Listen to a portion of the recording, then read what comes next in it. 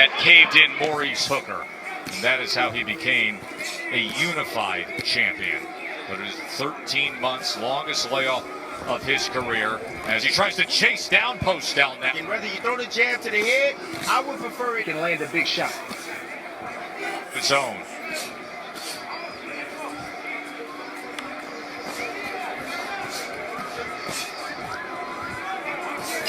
End of three. That jab, he said it's not going to be easy because Postol's being very effective. But I told I told Jose, you can't be at that distance. You've got to side and dig to the body. And just moments ago, we saw him. Then earlier in the fight, Taylor's watching, and Josh Taylor expects Ramirez to win tonight. Josh Taylor has a mandatory title defense coming up next month. And then Bud Crawford.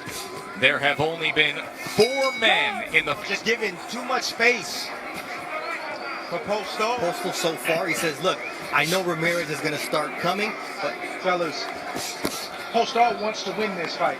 But the reality is, even if he looks good and loses this fight, he lives to calculated fight tonight. Postol's best round, and pretty sure that jab's going to be coming. Ring on Postol. Cut the ring off. Dig down to the body. Punch where... Advantage. And he has landed 32 of 112 jabs through.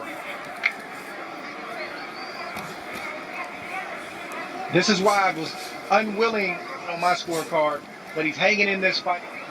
Dre, you got to be kidding me. You saying that Postol's not winning this fight right now? Are you kidding me? He's out. Whenever you have two... Joe, I respect him. I respect Tim's opinion, but I'm going to say this. I was pleased and surprised with how quickly Ramirez came out in the first 4 round punches, and he's dictating the fight. Tried to come over the right hand. There's that confidence to feel like he not only belongs, but that I think he's being honest with this fighter to get his people going. And again, that right hand is available for Ramirez. Short shot. Left hand from the champ. Now he's coming after him.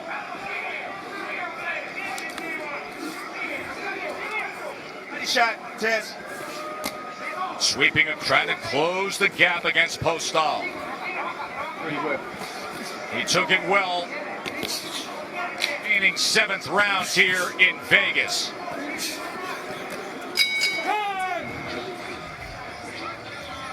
Beautiful left hand right here from Jose Ramirez. Just letting his hands go, just listening to Robert Garcia's great instructions in the corner.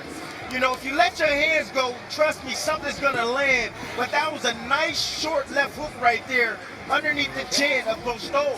Postol was trying to get back, and where did his back hit? The ropes. He had nowhere to go. Great job closing the distance on Postol, and Ramirez letting that lethal shot right there that caused damage and wreaked havoc on Viktor Postol. And then he... Don't like the punches downstairs. Oh, and there's a Bernardo. Ramirez has now found his rhythm. Keep him honest. If you're Postol, you absolutely have to throw that right hand. Round 8. Unified World Championship on the line, and there's another shot by Ramirez as he hits the night long. The scouting report for most Eastern European fighters, not all. That's why I like the way Ramirez came out in the first, in terms of what's going on the inside. But then... Take us through that left hand. Well, you see Ramirez doing what Ramirez does. He pulls forward, he pushes forward. That wasn't, aesthetically pleasing, but that's not who Jose Ramirez is. He's a grinder, and he'll get inside by any means necessary. See, technically he fell over his feet. He missed a shot, but then he landed the 4th shot and landed the 6th shot. That's just who he is. He'll grind you down, and the question for me is, does he have enough left in the tank with the layoff to grind a guy like Viktor Postol down tonight? Very smart, very cagey. So says it was when he used the double jab. See, that jab that's taught in that Eastern Europe, that's what I struggle with Kovalev and our person. If you want to do, while right hands and left hooks, and even body shots like you just saw. I said that, Dre. And over anxious, he leaves his feet.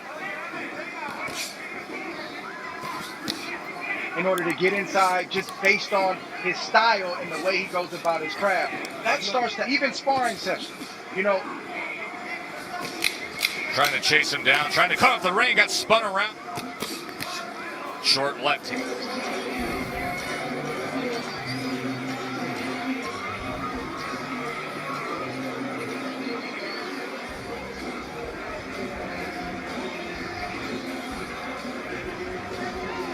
11. Ramirez need these 2 rounds. I believe this fight is very, very close. Advantage for Ramirez. Jab output from Postol. You know, vicious power shots. Effective punching. Clean. Jose Ramirez has been in control of this fight, but point understand. He wanted to. You know, testing Postol is, you know, smart like I think he is. I think it's the perfect time right now.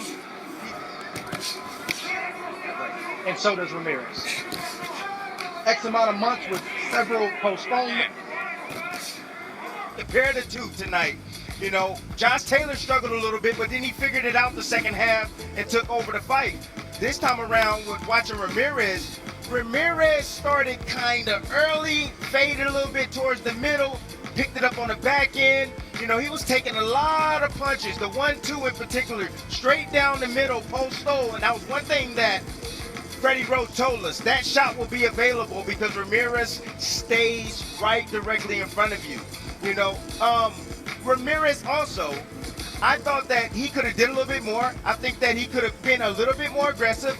You know, Robert Garcia was calling for more offense from him. Dave Moretti has the bout 114-114.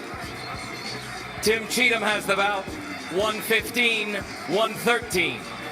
Steve Weisfeld has the bout 116-112 for your winner by majority decision.